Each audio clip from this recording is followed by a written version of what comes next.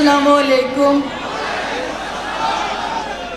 जज़ाकल्लाहु खैर। आप सब बहुत बहुत शुक्रिया कि आपने अपना कीमती वक्त निकाल के यहाँ हमारे पास आए और हमें सुनने के लिए।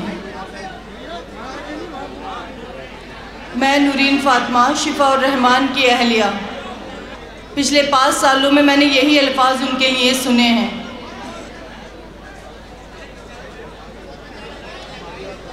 पाँच साल मैं सब्र करती रही इस बात का कि शायद मेरे साथ कुछ इंसाफ हो जाए। चक्कर लगाते रहे हम अदालतों के, एक के बाद एक डेट, एक के बाद एक डेट। एक फिल्म का डायलॉग था लेकिन वो हमारी ज़िंदगी की हकीकत बन गया।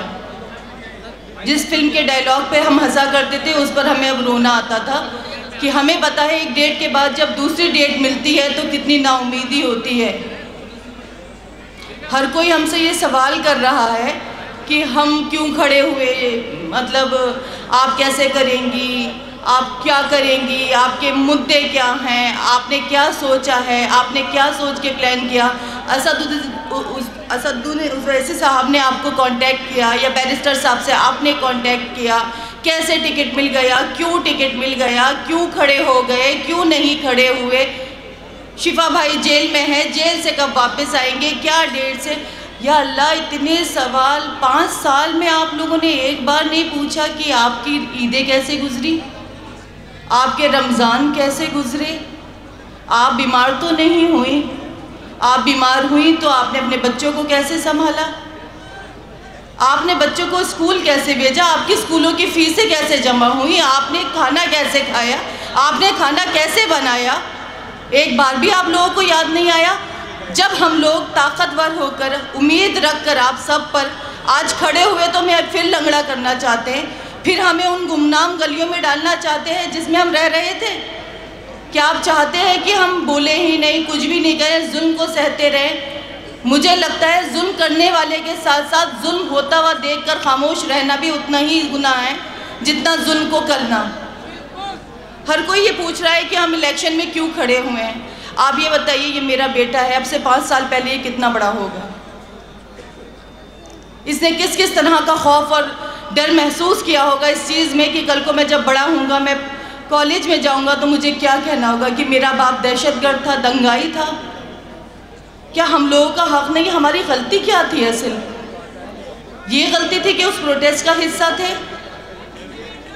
जो चीज़ आज मैंने की है, जो आज मुझ पर सवाल उठा रहे, उन लोगों ने जो आज बैरिस्टर साहब पर सवाल उठा रहे कि उन्होंने आपको क्यों टिकट दिया, वोट काटने के टिकट दिया। अरे हम वोट काटने के लिए नहीं, हम जीतने के लिए खड़े हुए हैं। हमारा मकसद अगर अपनी आवाम को दुख देना होता तो शिफा उर रहमान आज जेल में ना होता। कैसे आप हमारी एग्जिस्टेंस पे और हमारी सोच पे सवाल उठा सकते जबकि मेरा शौहर 5 साल से सिर्फ आप लोगों के लिए जेल में है। रोते रोते मेरे आंसू सूख गए, इंतजार करते करते उसकी माँ की आंखें सूख गई हैं। उम्मीदें हमारी ठंडी पड़ गई इस चीज़ के लिए कि कभी हमें इंसाफ मिलेगा।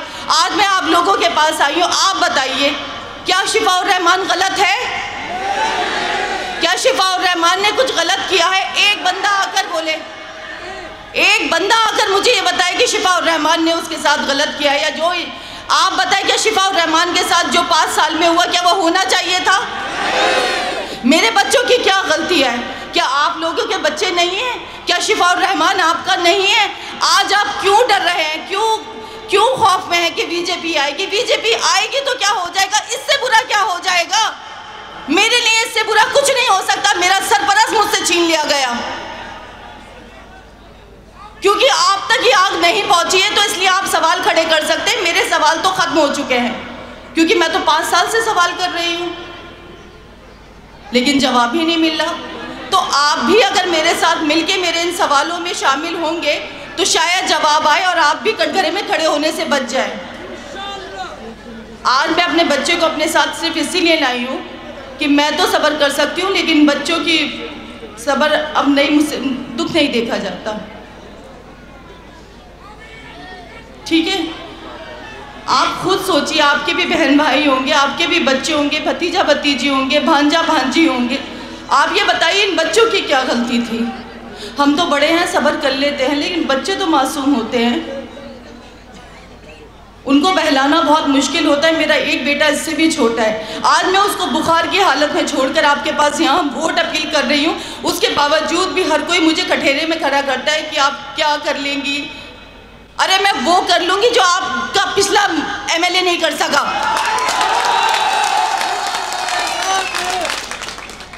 कम से कम आपसे झूठे वादे नहीं करूँगी। आपके सोचों से, आपके विचारों के साथ मिलके जैसा आप चाहेंगे इंशाल्लाह वैसा होगा।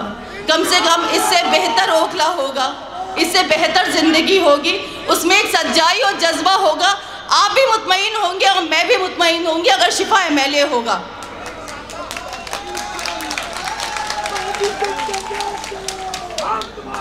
आप ये सोचिए कि अभी शिफा रहमान को सिर्फ हमने उम्मीदवार बनाया है तो बड़े बड़े दिग्गज नेता यहाँ आने लगे, क्योंकि हम लोगों ने उनको इतना इजी टू मूव कर लिया था।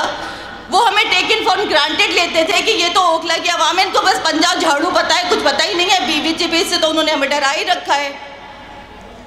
बीजेपी, झाड़ू और पंजे के, ये सब एक कैटेगरी में है मेरे लिए, एक कैटेगरी में। तो बीजेपी और पंजे के अलावा जब कुछ आया, वो झाड़ू के अलावा, तो देखिए लोगों में हलचल मची, बड़े बड़े दिग्गज नेता आने लगे कैंपेनिंग के लिए, नहीं तो फ्री में हो जाते थे इलेक्शंस। तो जब शिफा रहमान MLA बन जाएगा ना, आज ओखला की जो सीट है वो हॉट सीट बन चुकी है। किसकी वजह से? शिफा रहमान के खड़े होने की वजह से। मुस्तफ़ाबाद के भी सब जगह चर्चे हैं, किसकी वजह से? ताहिर भाई की वजह से।